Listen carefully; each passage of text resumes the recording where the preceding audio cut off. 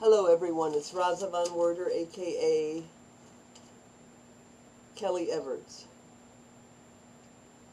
talking about other episodes that I'm going to present here. I'm wearing my glasses because I'm reading. And these are other episodes that I will do, and I've gotten through a lot of them. This is just things I thought of the top of my head in the last 2 days. So I have a lot to remind me of what I want to tell you. The last one I read was how demons stay behind when a person dies. And when my mother died, she left demons behind her. She left demons behind. 23, definition of demons, evil entities or negative energies. This will be important to everyone, really, in our lives, because we fight entities, we fight enemies that are not of flesh and blood in our lives. 24, demons want to destroy your relationship with God and all good from love, from faith, from hope, from loving yourself.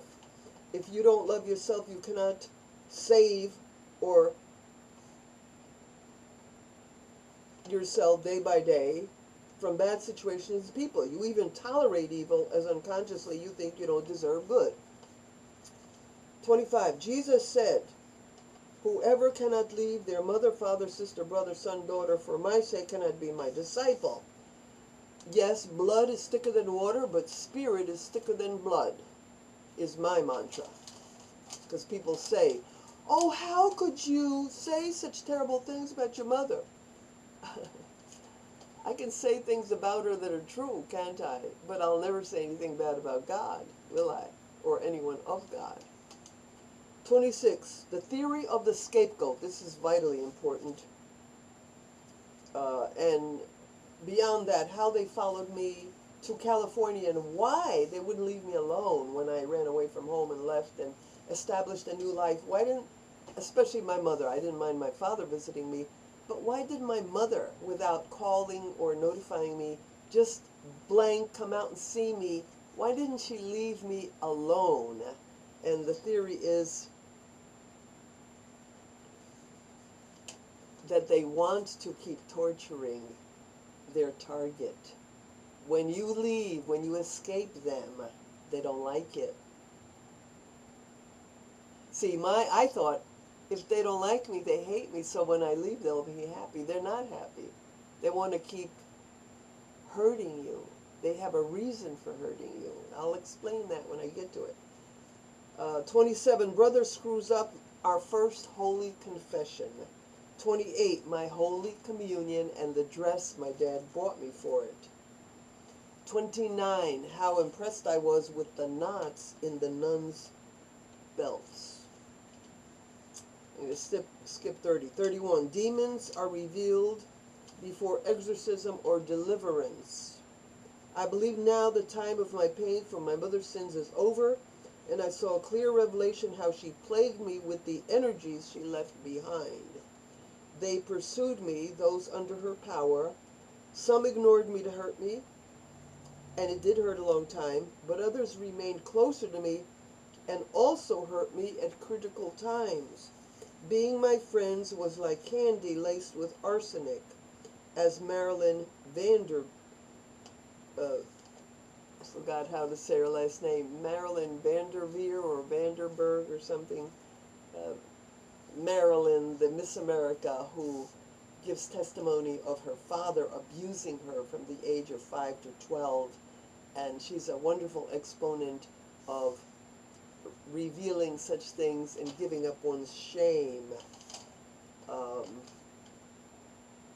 am I? Okay, so those are some of the things I thought of in the last 2 days. So let me just go one by one and start explaining them. Now, 1, you might get a chuckle out of this because it seems trivial, but to a child who is 6 or 6.5, you have to picture a 6.5-year-old child, and I know my age because of the places we lived. At this time we lived on Delancey Street in Newark, New Jersey, and then after that we moved to Van Buren Street. So I was here between approximately the age of 6 to 7. So let's say I am that age, between 6 to 7.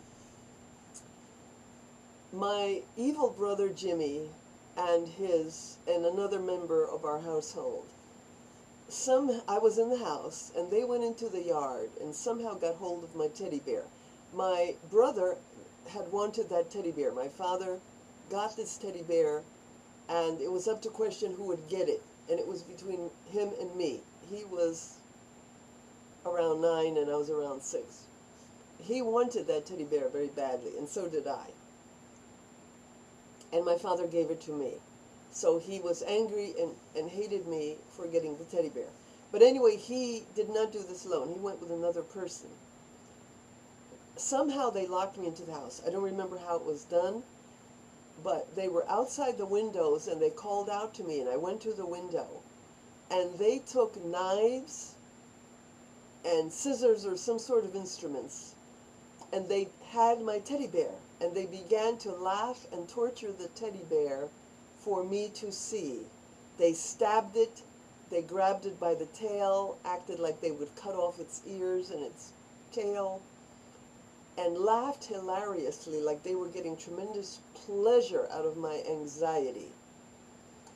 I screamed and I ran to the doors to stop them, and both doors, the front door and the back door, were both somehow, they must have put sticks against the doors or something, could not get out. This had nothing to do with my mother's cruelty. These are childish things. But why is it that I never had the desire, the inkling, the inclination, the thought of doing any sort of torture or getting any sort of pleasure out of hurting my brother or the other members of my family? It never occurred to me to do anything to make them uncomfortable, put them in pain, or harass them, or con them, or do anything negative or evil to them. And the question is, why? Well, I think it comes down to the heart. My heart is good. I love God. And apparently they didn't. Certainly my brother didn't. I'm not saying my brother went to hell. My brother is in heaven. I saw him there. And I will explain that later. So he made it. He just made it. And he's on the same level in the same place as Mom. They're together, which I knew. I knew it ahead of time. I saw it years before my brother died. I saw my mother made it because I offered God to pay for her sins, and she made a deathbed, God told me this, a deathbed repentance, just a repentance for her sins. But she went through purgatory, and a long one. Oh my God.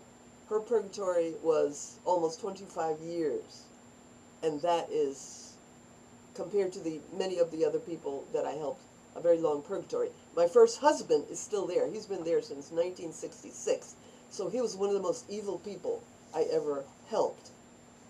Errol Flynn was in purgatory for I'm going to have to look that up again. I used to think it was 24 years, but I have to look it up to see if I made a mistake on that. Of my family, besides my first husband, my mother was in purgatory the longest. Besides her purgatory, there was also me. When I knew she was dying, I said, I'll explain that in another section.